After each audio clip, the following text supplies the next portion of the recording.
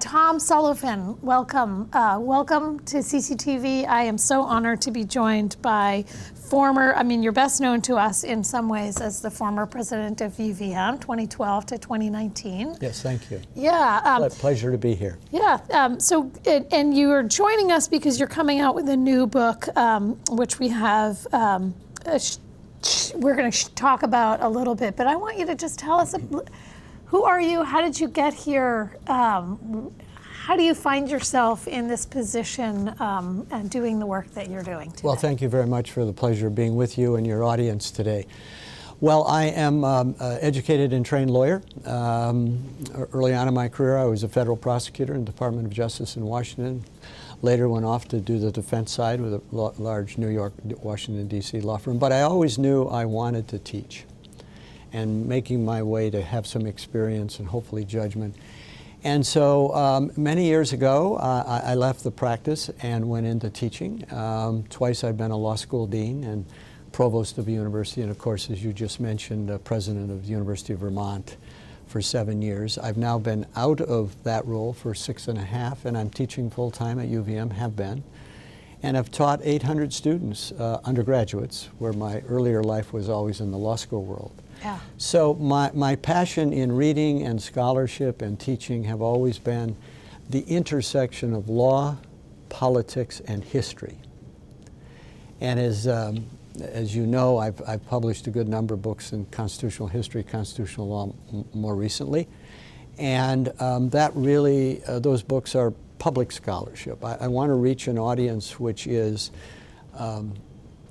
engaged, interested, enthusiastic, not just the academic scholarly community, so that we can try to understand and decouple some of the mystery of history and law and politics. And in this case, it's a book about the U.S. presidency, power, responsibility, and accountability under Article 2 of the Constitution, and its relationship with Congress and the Supreme Court, from George Washington all the way through now to President Donald Trump. Yeah. Article 2 of the Constitution. Article 2 of the Constitution is about the presidency. And so the book is framed in a way that we, as I said, part one is power. What power does come from Article 2 for our presidents? Part two is what are the constitutional responsibilities of a president while in office? And part three is accountability, democratic checks and balances accountability. And they all fit together, quite frankly. If you have a president, what power does he or she have? What constraints are there? And the accountability piece. And ultimately, this intersection, this book is, as I said, intersection of law, politics, and history. But it comes down to the current theme that we are a constitutional republic, independent democracy. And the founders, we start with the founders. So we look at what is the credible weight of the evidence of the founders on how they interpreted Article 1, the Congress, Article 2, the presidency, Article 3, the Supreme Court, the federal courts. How did the founders, the credible weight of the evidence? Now, I should be clear that the founders debated vigorously virtually everything, lots of opinions, back and forth, in the convention in Philadelphia in 1787. But ultimately, they came to firm conclusions. And the problem with history is you can go in and find anything in that debate in history that you want to find. Almost the needle in the haystack, there it is. Yeah. But this book tries to weigh and balance and say, what's the most credible from the founders, rather than the so-called cherry picking that that's what I like, therefore my conclusion is. So that's what we've tried to do in the book, is start with the founders, what's the weight of the credible evidence of what they decided and their interpretation and understanding at that colonial period. Second, we then look to see how has the Supreme Court over the last 236 years interpreted Article 2. Both from what the founders said, written as well, and also how it's played out over the course of many presidents, obviously 47 in this case. Donald Trump is the 47th president. And then third, in our frame of analysis is how have the academic scholars interpreted and analyzed the founders and the Supreme Court interpretations. And so the reader has these three approaches or lenses. What did the founders say? How does the Supreme Court interpret it? And what do the experts in the field say about where we really are? Mm-hmm. That's all how we've approached the book. Yeah. Is there a kind of overarching arc or conclusion that you're coming to? And yes, if one reads the introduction, the preface, the conclusion, and the epilogue, the common theme that runs through all of it is that this is a very deliberate self-government, the sovereign of whom are the people, and that we send in this indirect democracy representatives to Congress or our city councils or school boards or legislatures in the state. We send them as our representatives, but ultimately the people are the sovereigns in this self-government structure of our Constitution. That's very important. And that the bedrock principles of the founders and our Constitution and the Bill of Rights is the critical importance of the rule of law and democratic accountability of our leaders. And so the book goes through what power, so power comes about by Congress, Article 1, and this is very important. Congress is Article 1, the first branch, the Supreme Court has said. Why is that important? That's important because Congress, as written and interpreted by the founders, was to predominate over the president. And they wanted to have that ultimate say through their legislative powers. And they were very clear, the founders, that we had lots of checks and balances. They called it separate institutions, Article 1, Congress, Article 2, the presidency, sharing certain powers, but with lots of built-in checks and balances along the way. And it seems like that's fallen. I mean, it seems, Congress is the only place that you can declare an act of war. Exactly. And yet, over and over again, we found ourselves embroiled, not even just this presidency, but previous presidents. So talk about like how to me, it feels very tenuous. And I'm curious how your students feel. You worked with 800 students. You've been in academia. There's a place where the academic hits the ground and it feels tenuous. Well, exactly, particularly now, perhaps. And that's my earlier point about the intersection and the relationship between the Constitution, law, politics, and history. And how those are all related. And so when you say politics, big P, well, political shenanigans of parties? No, formally, Congress makes the law. Congress is made up of House and Senate members who are politicians. They're our representatives. We have sent them there.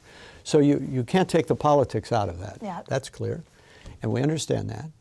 And then you have the presidency that's elected by electoral college, not directly elected by the president, the people to the presidency, which is unusual and highly controversial, but nevertheless it's there. And then you have this Article 3, Supreme Court, federal courts that are supposed to be the ultimate overseer and checks and balances. So let me describe, to answer your question, Meghan, let me describe how power is derived. It's either written in the Constitution, Article 1, the first branch, Congress has the power, or it's in the second, Article 2, the President has the power, or the Supreme Court has judicial review. But power is derived from the Congress to the President explicitly delegate. The President may do X, okay? So, for example, to take your point, only Congress can declare war. But if Congress declares war, then the president is the commander-in-chief to execute the strategy to win the war. Yep. Okay? On the ground implementation. And then the Supreme Court is there to oversee whether all this is legal. So Congress can delegate explicitly, or its words can be implicit, in which presidents then draw the implicit meaning, or when Congress is inactive or acquiesces, perhaps in a situation we have now, then the president can inherit that. Well, Congress didn't stop me. Congress didn't speak on this. Inaction or acquiescence. What's the acquiescence today? Acquiescence today is silence. We know the president or President Obama or President Biden, etc. We know the president is doing X. We may or may not approve of that, but we're silent. We're not approving it or formally disproving it. Inaction or acquiescence. And presidents, of course, see that. And then they inherit that, or as we say in the book, sometimes they just grab it, and now I can do it because Congress didn't say otherwise. And then successive presidents, whether Republican or Democratic, come along and say, well, of course I can do it because he did it, and it's now precedent. Yeah. So you see this power shift, explicit, implicit, inaction, acquiescence, inherited, grabbed, now I can do it. Yeah. And so the history part comes in here because we can say that there only were really 3 very active or assertive presidents up until the 1900s. Thomas Jefferson grabbing Western lands, Andrew Jackson, a populist, the first real populist who was doing lots of extra legal things in his populism. And then Abraham Lincoln with the Civil War and Emancipation Proclamation. But up until then, the rest of the presidents were pretty passive and Roosevelt, you don't put in the... Well, Teddy Roosevelt was the start. Okay. A Republican from New York. Okay. Who started to exert pressure. And then his cousin, FDR, took it to a whole new level. Yeah. Depression, World War II, we needed a very aggressive, assertive president.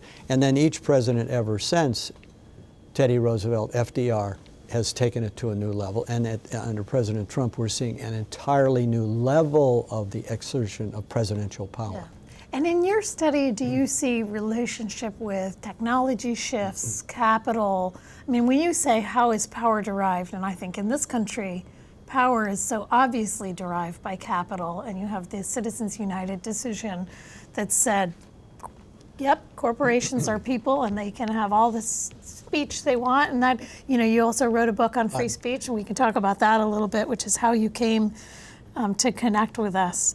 So talk a little bit about that other side of like how power is derived and how that fits into. Well, that's the politics part of the book. Yeah, the yeah. intersection and relationship again between history and politics and law. Yeah. Lawmaking in this case. You mentioned Citizens United, where the Supreme Court explicitly said that money is symbolic speech, First Amendment speech right, regardless if it's coming from a corporation or a union. We sometimes forget that's about unions too. Corporation or union, and to put federal or state regulations on the expenditure of that campaign money would be unconstitutional because you're restricting or censoring symbolic speech. I'm going to give you a contribution. The problem with that is, first of all, corporations and businesses and unions are artificial beings. They are created by state or federal law. They are not natural persons. No. The founders were, when they talked about rights in the Declaration of Independence that we're going to be celebrating this July 4th, 250 years, it was about the individual's civil and human rights, not businesses and corporations. So that was the controversy with Citizens United. You're extending personal, individual, constitutional, civic law rights now to businesses and unions? And Justice Kennedy, in the opinion, said clearly, we don't look to the source of the expenditure contribution.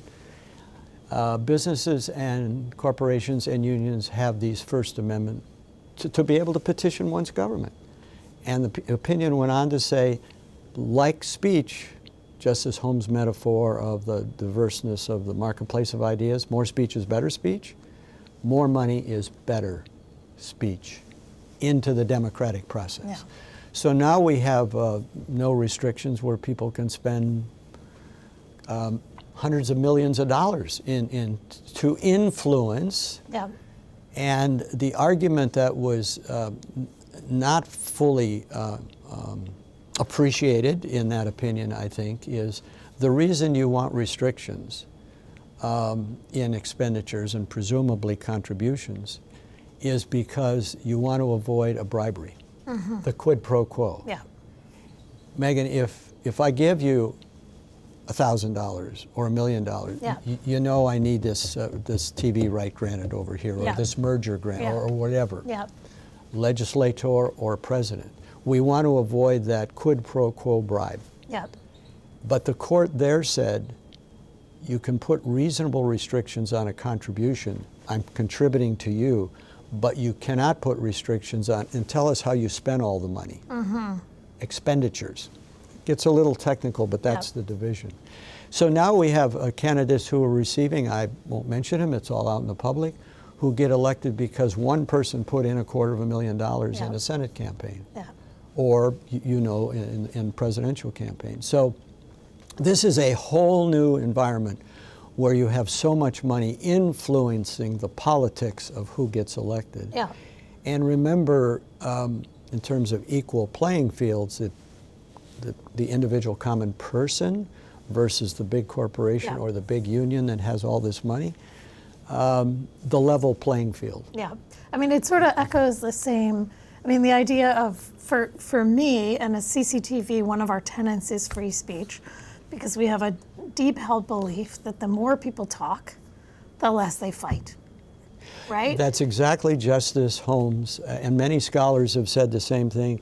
If you and I disagree on something, if we actually sit down and talk like this, we'll come away more informed, smarter for our own decision making. We may or may not agree, but at least we listen. There was a civility and a dignity about learning from each other. But as we know, the playing field, just like with the more money you put in, the playing field for speech is not equivalent. Exactly. The access to the metaphor of the megaphone. Yes. However, to be fair, that was a stronger argument than it is today, because today we have social media. Yeah. Everybody has the smartphone, regardless of where you are in the world or your poverty or income level.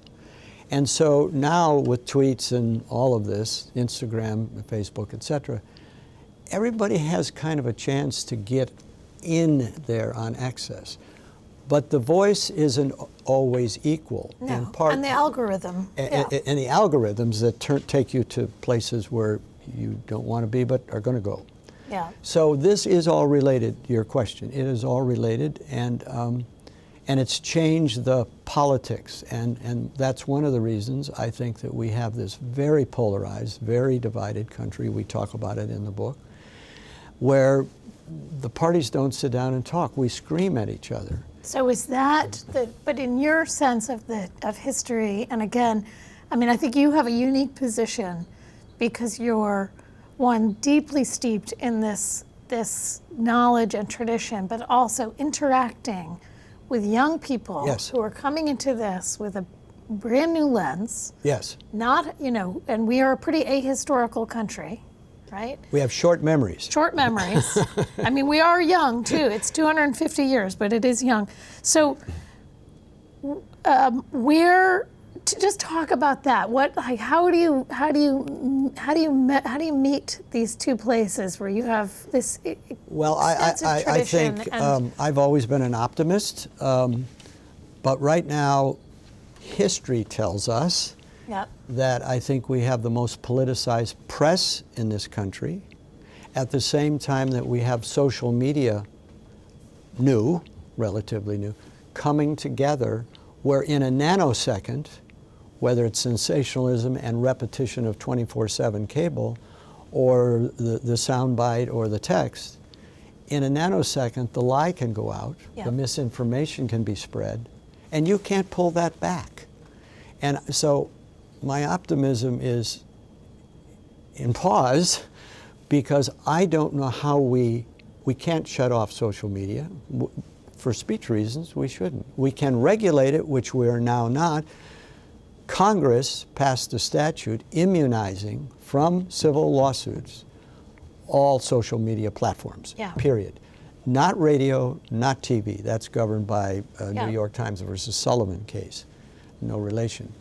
But Congress could go in, and there was a time a few years ago where we had a bipartisan opportunity to go in and eliminate what's called the federal statute, Section 230, which gives all the social media platforms total civil immunity to do anything they want. Private entities, yes, but or to modify it. They could take those social media and put them in the same place as press, radio, or paper. And is that immunity based on this free speech argument? No, it was like, the legislative history was clear back in the late 80s and 90s. Congress saw the new social media platforms, and you know we were infant in our understanding, saw them as, oh my heavens, this will be the greatest opportunity to democratize the entire world. We have people living in poverty in the continent of Africa and so forth. We can educate people that don't even have telephone or radio or satellite poles. This is fabulous. Great idea. But we've seen the evolution of the negativity, of the conspiracy theories, all going out on social media. Driven by capital. Well, driven by politics, ideology, or money. Whatever one's thought. You can do this rather quickly and anonymously in many respects. And that's all protected. The social media's platforms are private, okay? They have the rule. They have their own discretion. And under the Constitution, they can set their own rules. They can censor, they can restrict. They threw President Trump off Twitter at one time. And that, in my view, was the beginning of the loss of the opportunity for both Democrats and Republicans in a bipartisan way to come together and either eliminate or modify Section 230, which gives the immunity. That was the opportunity. But we went from there to polarization. Give us your, you know, before we talked, you talked about the image on this book being, iconic, and the relationship to January 6th. Yeah, the image on the book is the back of the White House, the south protocol of the White House, and a little further closer to the viewer, but that was the direction of where January 6th speech by President Trump occurred. So given the fact that the book was about power and responsibility and accountability, we thought it had some symbolic messages about where is the law, where is the power, where are the checks and balances, or not. What's your take on that that speech and the intersection with free speech rights? Well, certainly the president had the right to give exercise his own free speech. There's no question about that, whether we like it or not, no question. But we talked a moment ago about exceptions to free speech. I mentioned there defamation or obscenity, or a very important exception that says speech that's incident to or part of a crime is not protected speech. So we had an indictment of President Trump from special prosecutor appointed by the Attorney General, who actually indicted Donald Trump on the January 6th conduct. And one of the arguments there, the indictment was amended after a Supreme Court opinion to kind of take the First Amendment argument out, so it looked just at conduct. But the argument there was and this was an argument and made by the special prosecutor, and many constitutional scholars or prosecutors, I think, would agree. When you extend an offer and it's accepted and there's a consideration, that's a contract.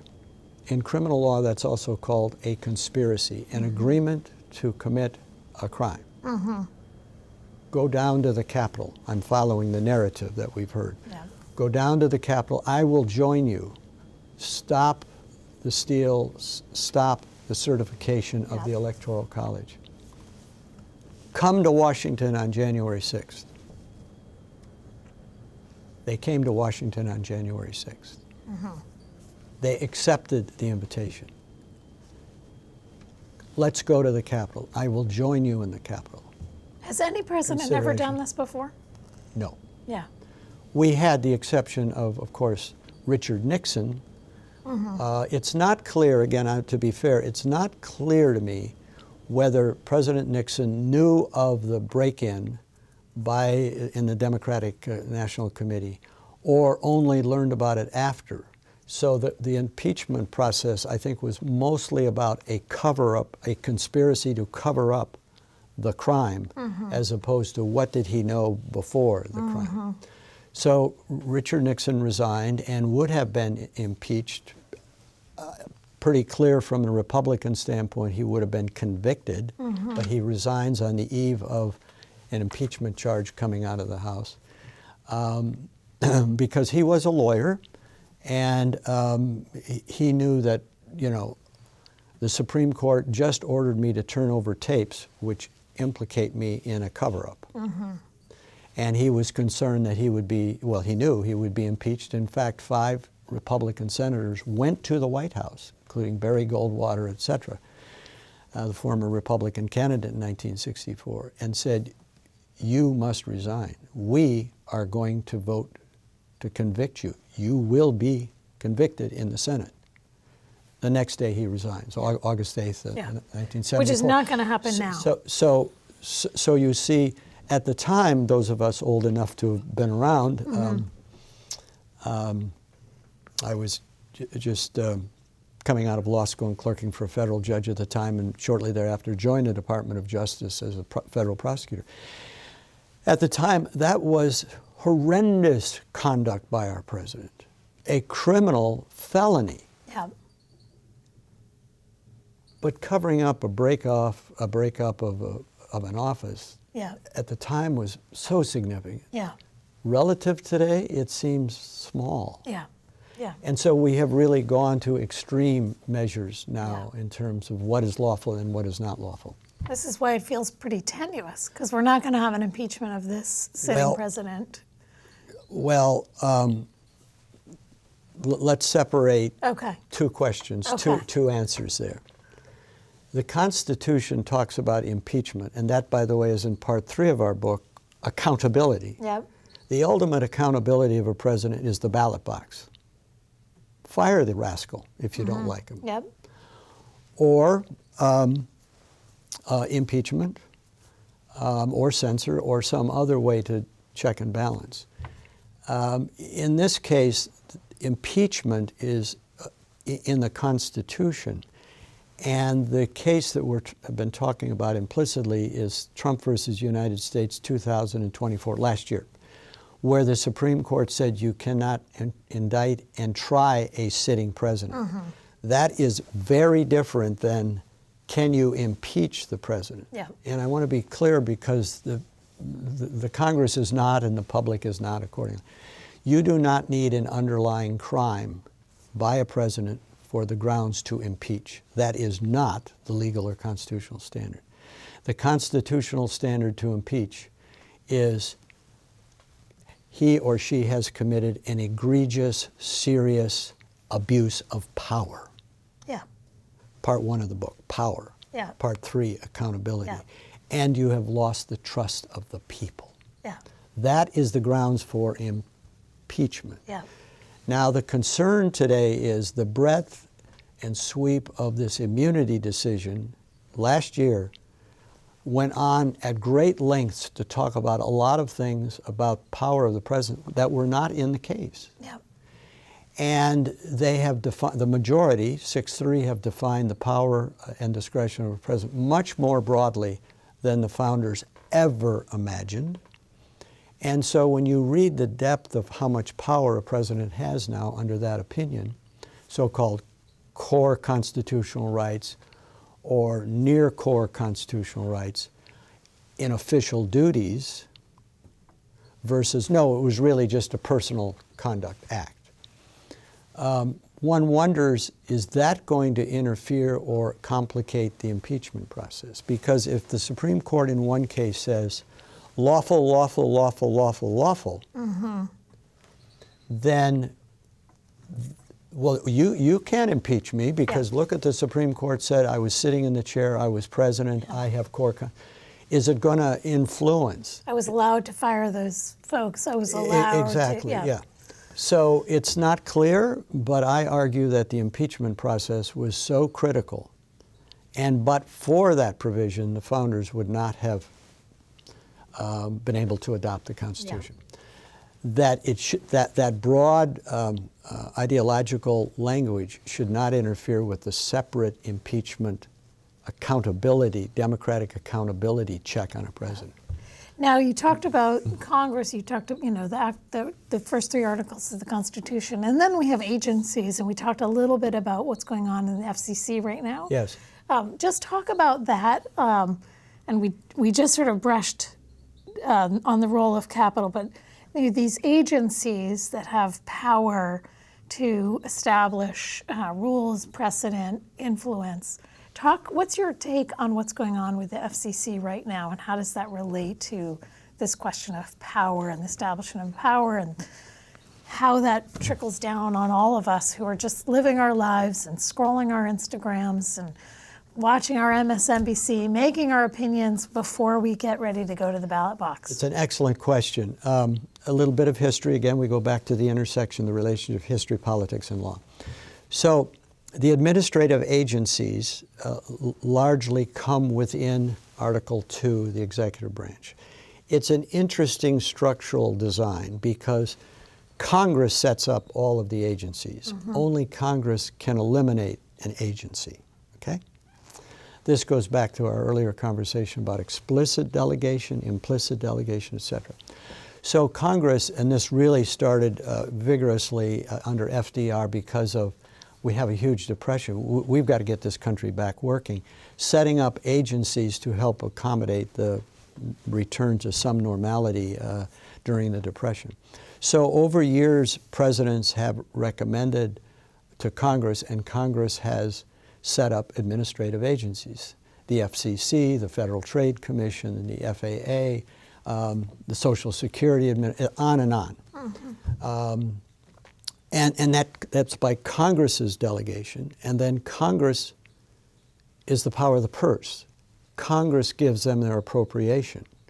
Now, most of those, the commissioners or the formal title secretaries, have to go through Senate confirmation, again, Article 1 power. But along the way, it started with FDR, actually, who wanted to fire the postmaster. Postmasters then were very big. They were presidential appointments. Today, we couldn't tell you who our local postmaster is, probably. Yeah. Big deal then. Even the person in a small town, postmaster, presidential appointment. So then the question became, well, I appointed him, and of course, early on they were all men, so I can fire him too. And over a course of 2 or 3 cases, the Supreme Court, in a case called Myers, said the president has the power. But in a later case, Humphrey, over in the FTC, and the case is back now before the Supreme Court, can you fire a Federal Trade Commission commissioner? And in Humphrey's case, which was just argued at the Supreme Court 2 or 3 weeks ago, the court said if you're quasi-legislative or quasi-judicial, not just pure administration, and you were set up as an independent agency, or if the legislation says you can't be fired without cause or good cause, then the president can't do that. That case was argued 3 weeks ago, and I'm very confident that the Supreme Court, by 6-3 in a few months, will reverse that 90-year-old opinion and say, yes, the president can. Because under this immunity decision, the court